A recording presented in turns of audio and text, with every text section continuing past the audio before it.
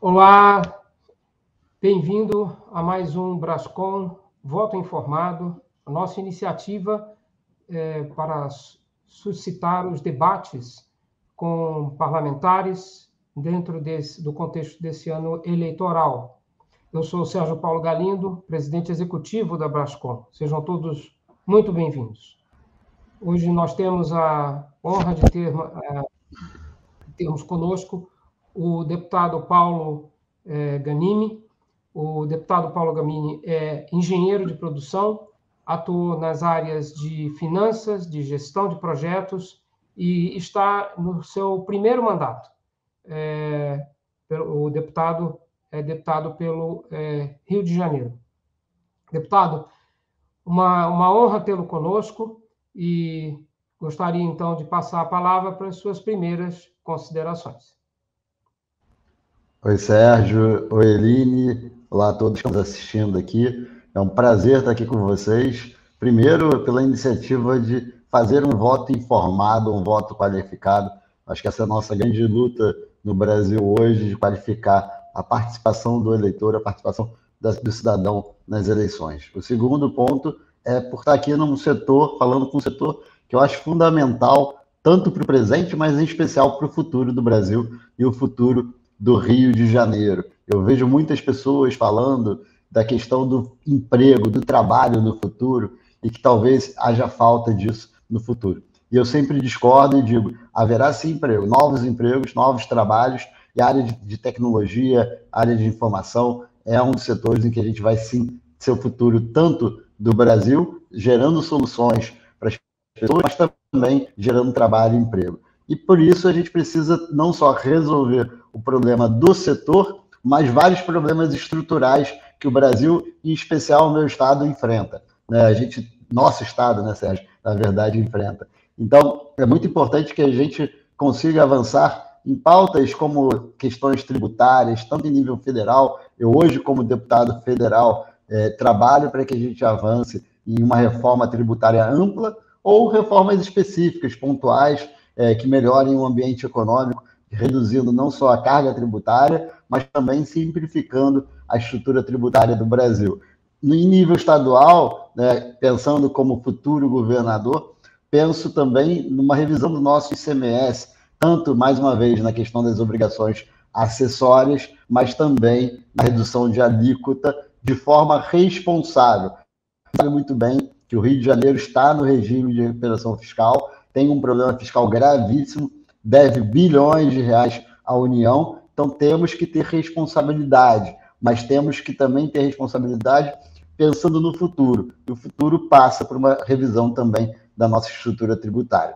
Agora, também ainda pensando no Rio de Janeiro, se queremos ter aqui emprego, trabalho, investidores e também profissionais, precisamos pensar na segurança pública, e a segurança pública está cada vez mais conectada com a questão da impunidade e a questão da corrupção. Hoje, a relação das forças do poder paralelo, tanto do tráfico de drogas como das milícias, tem uma relação direta também com lavagem de dinheiro, com participação na política, e precisamos atacar isso de uma forma bastante enfática para conseguir melhorar o estado do Rio de Janeiro, trazer investidores e melhorar a vida das pessoas. Agora, é claro, também a gente passa por saúde, por educação, e aí eu reforço a questão da educação, uma educação cada vez mais voltada para a inovação, desde as criancinhas que precisam, inclusive, melhorar o aprendizado para saber ler e escrever, fazer contas básicas de matemática, e o Rio de Janeiro sofre com isso. Hoje é o 20º estado no IDEB, no Índice da Educação Básica,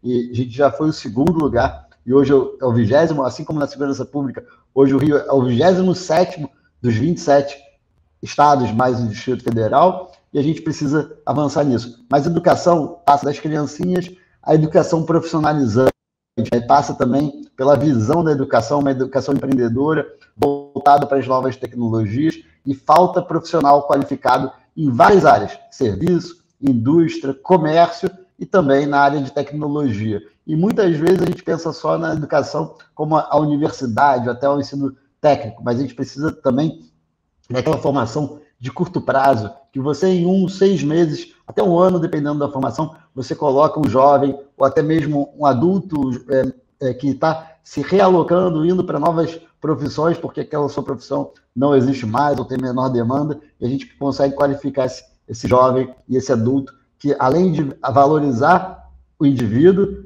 gerar evolução social para sua família também, você combate a violência, porque de alguma forma você está tirando esse jovem de não fazer nada, do famoso nem, e colocando ele no mercado de trabalho, melhorando a vida dele. Então, esse é um ponto importantíssimo que temos que trabalhar. E agora, é claro, pensando especificamente, já falamos em alguns pontos que impactam diretamente o setor, mas a gente precisa avançar, por exemplo, na parte do governo digital. Eu sou coautor, como deputado federal, do projeto de lei que instituiu o governo digital, que facilita, que avança na digitalização do governo. Acho um tema importantíssimo, porque isso melhora a vida das pessoas, conecta as pessoas aos serviços digitais. Isso vale para todo mundo, mas vale mais ainda para quem mora afastado da capital, vale mais ainda para quem tem dificuldade de locomoção, para as pessoas idosas, pessoas com deficiência.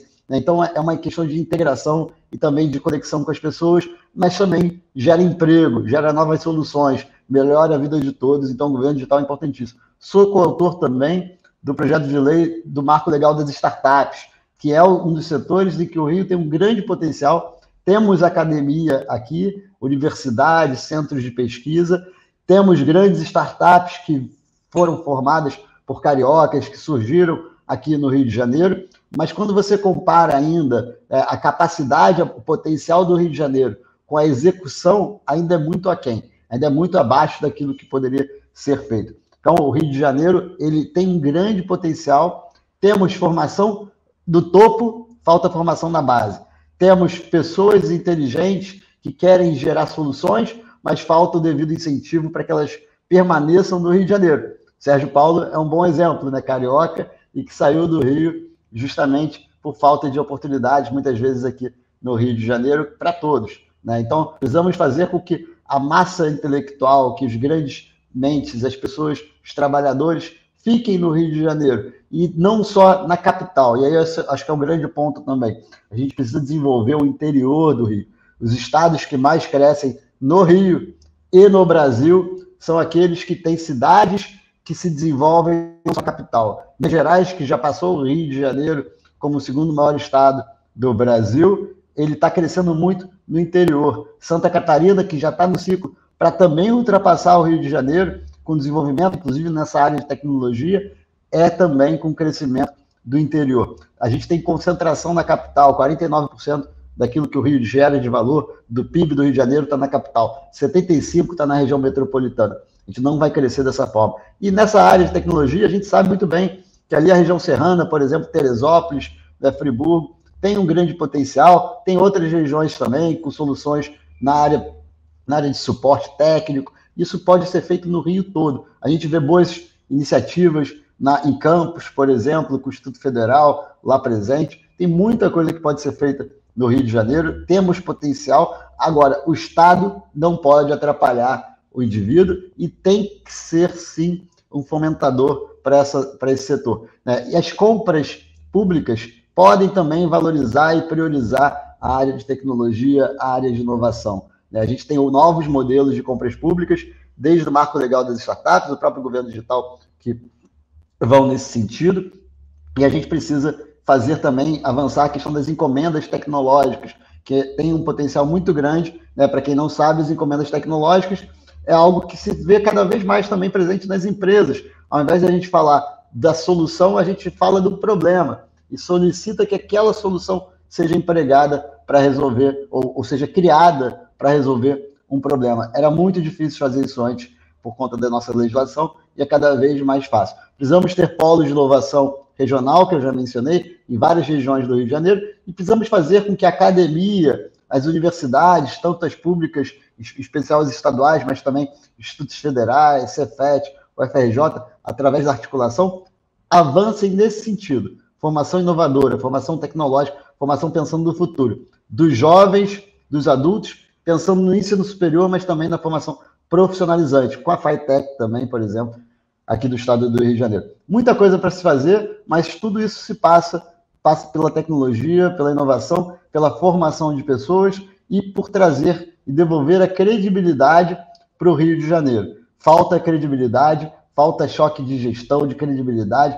O exemplo tem que ser dado, a gente só consegue mudar as coisas dando exemplo. E exemplo vem de cima para baixo, né? Desde um governo sério, um governo honesto, mas também com pessoas ao seu redor que vão no mesmo caminho. Então, essa é a nossa ideia do que tem que ser feito para o Rio de Janeiro. Claro que o tema é muito mais amplo, passa por infraestrutura também, né? Passa por fomento à tecnologia, à inovação, à pesquisa, passa por várias questões, dando segurança, por exemplo, para aquele que quer investir em pesquisa, inovação. Falta essa questão do orçamento que seja estável para quem quer pesquisar, falta atração de investidores, do capital de risco para o Rio de Janeiro. Tudo isso tem que ser feito e tudo isso passa pela credibilidade que o Rio hoje não tem mais, mas que a gente pode devolver, porque muita gente quer vir para o Rio de Janeiro e a gente tem que fazer com que aqui volte a ser o lugar dos sonhos de todos os brasileiros e de todos os cidadãos do mundo, na verdade. Muito bom, maravilha, maravilha. Eu queria que a gente aprofundasse um pouquinho ainda sobre essa questão da educação, em primeiro lugar. Depois eu quero tratar sobre a questão tributária, da reforma tributária e outras reformas estruturantes, né? No caso da educação, o deputado já colocou da importância. Nós fizemos um estudo no ano passado e colocamos uma previsão de empregabilidade para o setor de quase 800 mil profissionais em 5 anos, isso a partir do ano passado. E a gente está seriamente em linha com essa projeção. Então, quais são, na sua visão, os grandes desafios, eu sei que já foi falado um pouquinho, os grandes desafios para fazer, de fato, essa inclusão dos jovens dentro do setor de tecnologia, levando-se em conta que há um baixo interesse dos jovens? Como é que a gente pode fazer para destravar isso? E uma outra coisa o Rio de Janeiro, o estado do Rio de Janeiro, mas em particular a cidade do Rio de Janeiro, é um celeiro aliás, a cidade não, a região metropolitana é um celeiro de ensino. Tem muitas instituições de ensino. Às vezes, assim, quando eu cheguei em São Paulo, o Rio de Janeiro tinha mais instituições de ensino do que propriamente São Paulo. E a gente parece que não mobiliza. Ou se mobiliza, muitos vão e saem do Rio de Janeiro, como foi o meu caso. Qual é a sua visão sobre essa situação? E mais uma, o Rio de Janeiro é um celeiro também de diversidades, certo?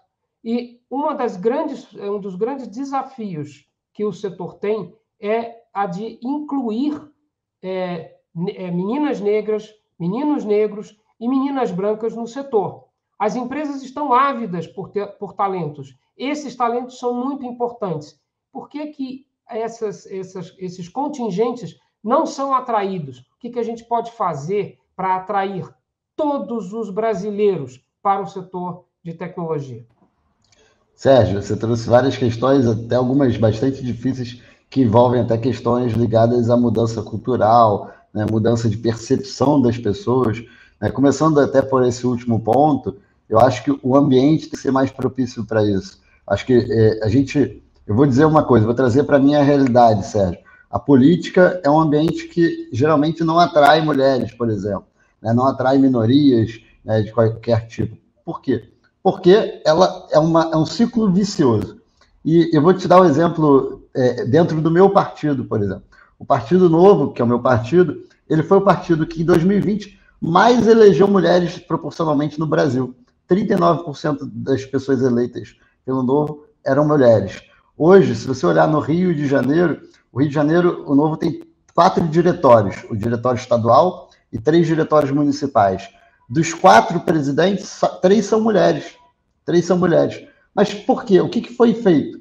Foi feito que a gente criou um ambiente propício em que pessoas de qualquer gênero, qualquer cor, qualquer perfil tinha espaço. Não foi criada uma política específica para atrair necessariamente, né, mulheres, pessoas com deficiência, negros, né, pardos e tudo mais. Foi feito um trabalho dizendo, aqui está aberto para todos, e você tem que criar esse ambiente propício. Então, passa por uma mudança cultural, em que a sociedade ela necessita dessa visão, mas a gente precisa também criar um ambiente para isso, né? Um ambiente acolhedor, um ambiente que todas as pessoas tenham direito à voz, tenham direito à participação, sem preconceitos e sem também tentar fazer com que cada pessoa, cada indivíduo, não seja ouvido e seja, sim, parte da solução. Eu acho que com isso você gera um ambiente propício para isso. Agora, claro, passa também pela visão da educação, né? Passa pela origem do problema. Quando a gente fala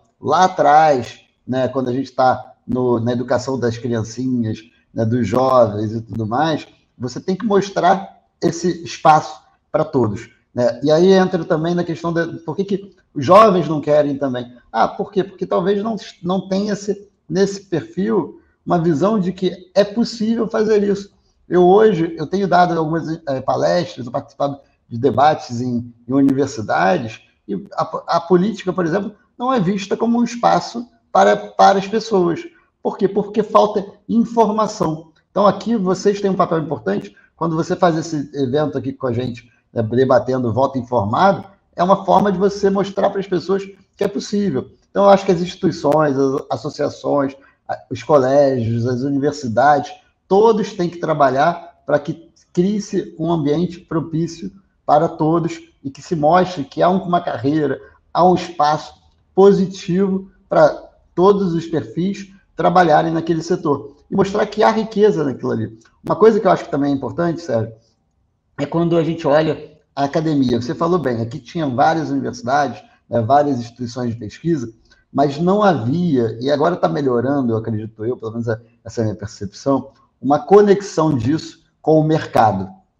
Havia-se uma separação da academia com o mercado. Eu acho que a gente tem que aproximar cada vez mais.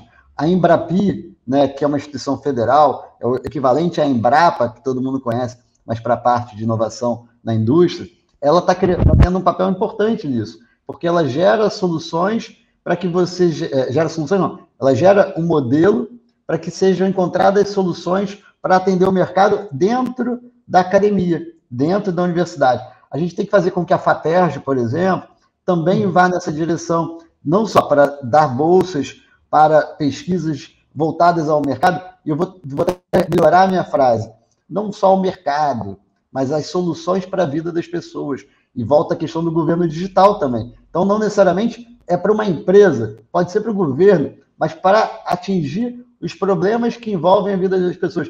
E aí a gente pode falar de smart cities, né, de cidades conectadas, cidades inteligentes, em que se você tem a academia pensando em soluções para a vida das pessoas, eu vou dar um exemplo recente que impactou todo mundo e que é muito triste, o caso de Petrópolis, em que você teve tanto desmoronamento de terra, de casas, de pedras, de rochas, como também enchente. Se você tivesse ali, né, uma academia pensando quais são os problemas da região serrana, quais são os problemas daqui da cidade, em que a gente estivesse pensando em encontrar soluções para isso, talvez tivéssemos soluções tecnológicas para saneamento, para a questão de previsão de chuva, previsão de enchente, para alertas, né, no celular, alerta de tudo isso. Então, quando você começa a pensar nos problemas, moradia, que é um problema gravíssimo para o Brasil e para o Rio de Janeiro, a moradia, ela impacta tanto o lado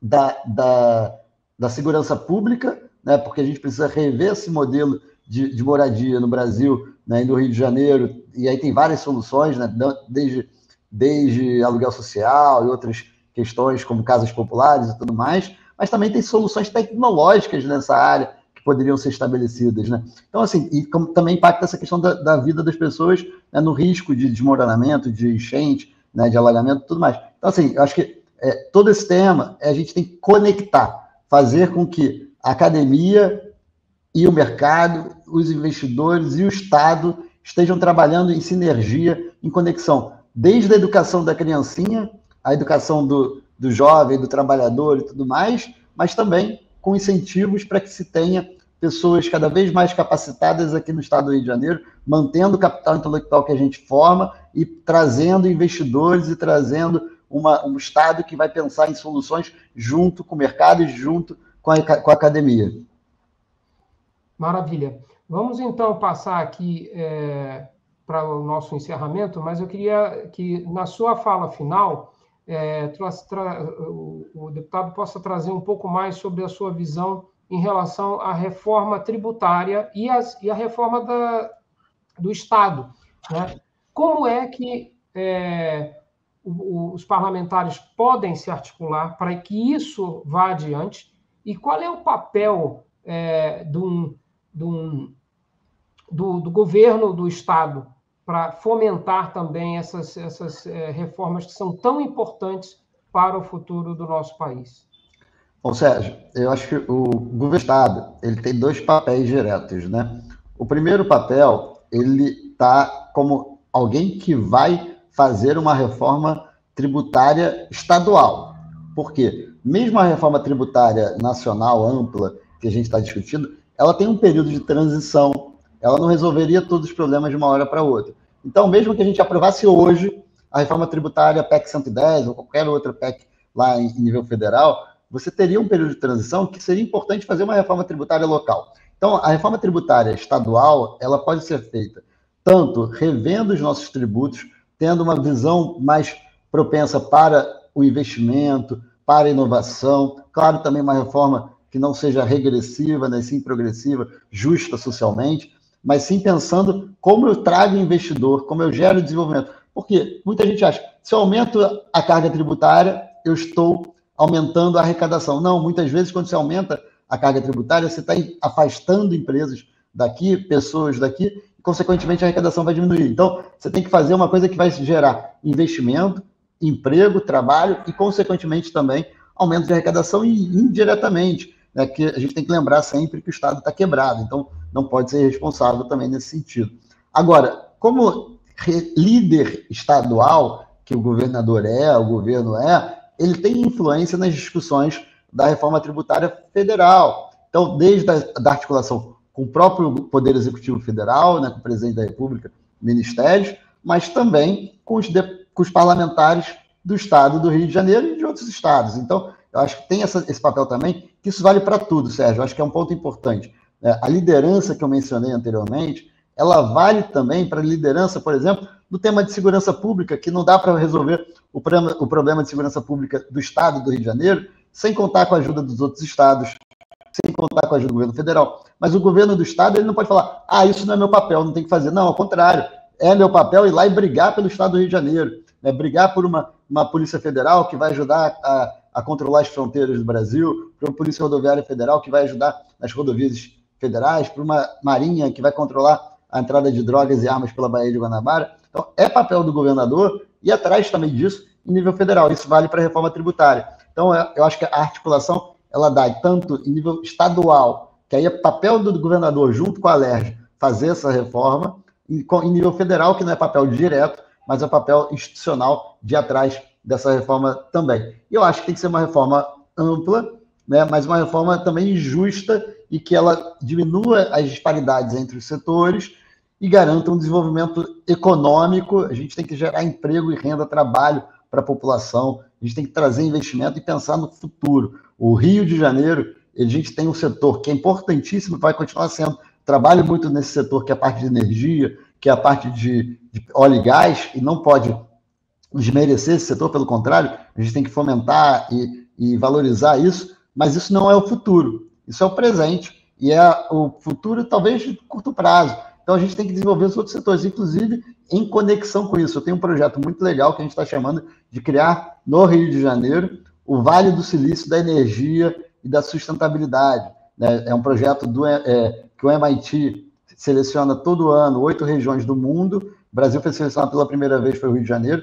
Eu faço parte desse projeto, junto com o FRJ, né, a COP, junto com a Petrobras, Vibra, Furnas, Fábrica de Startups, Sai do Papel, Hub de Energia, MSW, justamente para a gente estar fazendo com que o Rio de Janeiro vire esse polo de inovação na área de energia. Não é só a geração de energia, não é só eletricidade, óleo e gás, é inovação na área de energia. Então, a gente tem que pensar aonde a gente pode inovar também. Já falei do governo digital, Smart Cities, que são super importantes, mas na área de energia tem potencial para isso, na área de saúde tem potencial para isso. O Rio já foi um grande polo de saúde. Perdemos as farmacêuticas, mas a gente pode ser... E você falou uma coisa da diversidade, né? O Brasil tem toda uma diversidade importante que faz com que aqui seja um lugar muito bom para fazer pesquisas clínicas.